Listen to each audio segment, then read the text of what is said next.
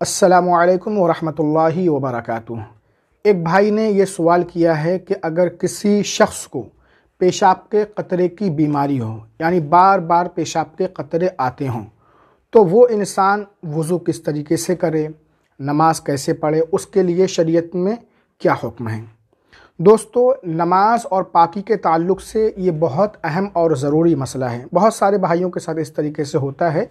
इंशाअल्लाह ताला इस वीडियो में इस मसले की मुकम्मल वज़ाहत आपके सामने पेश करेंगे और ये जानेंगे कि पेशाब के कतरे वाले इंसान को किस तरीके से वज़ू करना चाहिए, किस तरीके से नमाज़ पढ़ना चाहिए, शरीयत में उसके लिए क्या हुक्म है।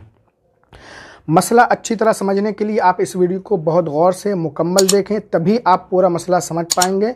और चैनल पर नए हैं तो सब्सक्राइब करके बेल का बटन ज़रूर दबा दें ताकि हमारी हर आने वाली वीडियो सबसे पहले आपके पास पहुँचे। जिस शख्स को पेशाब के कतरे आते हों, चाहे पेशाब करने से पहले आते हों या पेशाब करने के बाद आते हों, इसे पेशाब की बीमारी कहा जाता है, कतरे की बीमारी। लेकिन ऐसा इंसान शरीयत में माज़ूर उस वक्त माना जाएगा जबकि एक मर्तबा फ़र्ज़ नमाज पढ़ने का वक्त भी उस उज़्र के वजह से ना मिल पाता हो। मिसाल के तौर पर अगर आपको ये कतरे इतनी तेज़ी से आते हैं कि दरमियान में इतना वक्त भी नहीं मिल पाता कि एक वक्त की फ़र्ज़ नमाज अदा कर सकें, यानी जैसे ही नमाज पढ़ते हैं फ़ौरन कतरा आने लगता है, तो इस सूरत में आप माज़ूर समझे जाएंगे, मजबूर समझे जाएंगे शरीयत में। और माज़ूर का हुक्म यह है कि वो हर फ़र्ज़ नमाज के वक्त वज़ू कर लिया करे और फिर उस वज़ू से उस वक्त में जितनी चाहे फ़र्ज़ नमाज़ें, नफ़ल नमाज़ें पढ़े और तिलावत कुरान करीम करे। उस एक वक्त के दरमियान में जितने भी कतरे आ जाएं, आप पाक ही रहेंगे जब तक कोई दूसरा सबब वज़ू तोड़ने वाला ना पाया जाए, जैसे हवा खारिज हो गई या खून वगैरह निकल कर के बह गया। और जब वक्त ख़त्म हो जाए, यानी जैसे ही उस फ़र्ज़ नमाज का वक्त ख़त्म होगा तो आपका वज़ू भी ख़ुद ब खुद ख़त्म हो जाएगा और फिर अगली नमाज के लिए दोबारा आपको वज़ू करना होगा। मिसाल के तौर पर आपने ज़ुहर के वक्त में वज़ू किया, तो अब आप ज़ुहर की नमाज़ पढ़ें, नवाफिल पढ़ें, कुरान मजीद पढ़ें, छुएं, सब कुछ कर सकते हैं। और जैसे ही ज़ुहर का वक्त ख़त्म होगा आपका वज़ू भी ऑटोमेटिक ख़त्म हो जाएगा। फिर असर के वक्त में आप वज़ू करेंगे और असर की नमाज़ अदा करेंगे। जैसे ही असर का वक्त ख़त्म होगा आपका वज़ू भी ख़त्म हो जाएगा, यानी हर फ़र्ज़ नमाज के लिए आपको वज़ू करना होगा।